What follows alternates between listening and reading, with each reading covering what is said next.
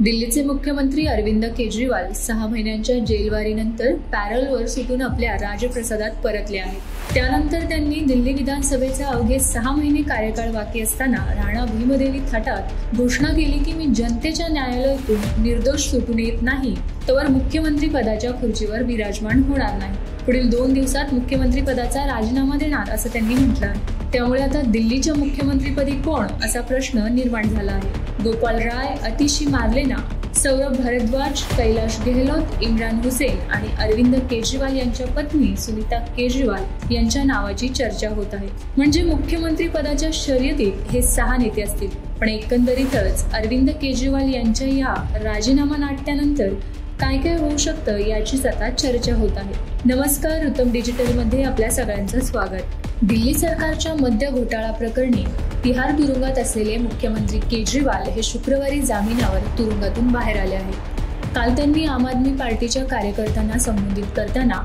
मोठे वक्तव्य केले। ते म्हणाले की येत्या 2 दिवसात मी मुख्यमंत्री पदाचा राजीनामा देईन। काही लोक म्हणतात की सर्वोच्च न्यायालयाने जामीन देताना काही अटी घातल्या आहेत, त्यामुळे मी काहीच काम करू शकणार नाही। मुळात मागील वर्षभरात केंद्र सरकारने आमच्यावर काही कमी अटी घातल्या होत्या का? केंद्र सरकारने कित्येक कायदे आणून आमचा बळ कमी करण्याचा प्रयत्न केला। पुढील 2 दिवसांमध्ये मुख्यमंत्री पदाचा राजीनामा दिल्यानंतर मी व मनीष सिसोदिया आम्ही दोघेही दिल्लीतल्या जनतेला भेटू, लोकांमध्ये जाऊन त्यांच्याशी संवाद साधू। त्यानंतर जनतेला आम्ही प्रामाणिक वाटत असलो तर आम्हाला ते निवडून देतील। यावर नेमकं केजरीवालांनी काय साधलं याचा आढावा घेतला तर वेगवेगळे अंदाज बांधता येतात। केजरीवाल हे ऐन मोक्याच्या वेळी तुरुंगातून बाहेर आले आहेत, कारण आत्ताच हरियाणात विधानसभा निवडणुकीची जोरदार रणधुमाळी सुरू झाली आहे आणि हरियाणा हे अरविंद केजरीवाल यांचं गृहराज्य। त्यामुळे हरियाणातील आपच्या कार्यकर्त्यांचा उत्साह दुणावला आहे, कारण आपची सगळी मदार ही एकट्या केजरीवालांवर। लोकसभा निवडणुकीवेळीही ते तुरुंगातच होते। त्यांना हंगामी जामीन मिळाला म्हणून ते किमान दिल्लीतील प्रचारासाठी उपलब्ध झाले। ते नसते तर आपसाठी प्रचार कोणी केला असता असा प्रश्न त्यावेळीही होता। त्यावेळी सर्वोच्च न्यायालयाने केजरीवालांना हंगामी जामीन दिला।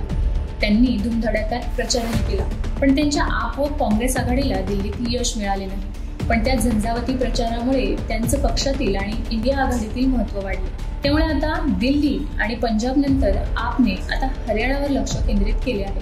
स्वतःच्या राज्यामध्ये पक्षाला भक्कम करण्याची संधी केजरीवाल पाहत होते। विधानसभा निवडणुकीच्या निमित्ताने ही संधी चालून आली आहे।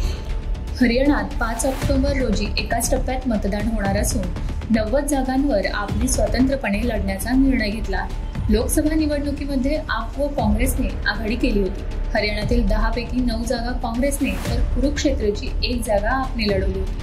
काँग्रेसने 5 जागा जिंकून राज्यातील सत्ताधारी भाजपलाही हादरा दिला। त्यामुळेच खरे तर विधानसभा निवडणुकीतही आप व काँग्रेस एकत्र लढतील असे मानले जात होते। इंडिया आघाडी एकत्र लढली तर भाजपचा पराभव करता येतो हे काही प्रमाणात का होईना लोकसभा निवडणुकीत दिसून आले होते। हरियाणामध्ये तर काँग्रेसने निम्म्या जागा जिंकल्या होत्या। आप व काँग्रेस एकत्र लढले तर भाजपचा पराभव निश्चित मानला जात होता।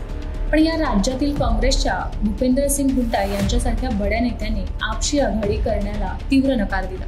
वास्तविक राहुल गांधी व इतर केंद्रीय नेत्यांनी आघाडी करण्याची भूमिका घेतली होती, पण प्रदेश काँग्रेस नेत्यांच्या विरोधामुळे आपशी आघाडी होऊ शकली नाही। त्यामुळे दोन्ही विरोधी पक्ष भाजप विरोधात वेगवेगळे लढतील। त्याचा सर्वाधिक फटका कोणाला बसणार हा कळीचा प्रश्न आहे। आपचे निमशहरी व ग्रामीण भागांमध्ये फारसे अस्तित्व नाही। हरियाणामध्ये आप अद्याप खोलवर रुजलेली नाही। आपशी आघाडी केली तर काँग्रेसच्या जनधाराचा पाठिंबा मिळून आप पक्षाचा विस्तार करेल। काँग्रेसचा वापर करून हरियाणामध्ये आप वाढेल। ही संधी आपल्या कशासाठी मिळवून द्यायची असा रास्त प्रश्न काँग्रेसच्या हरियाणवी नेत्यांनी केंद्रीय नेतृत्वाकडे केला।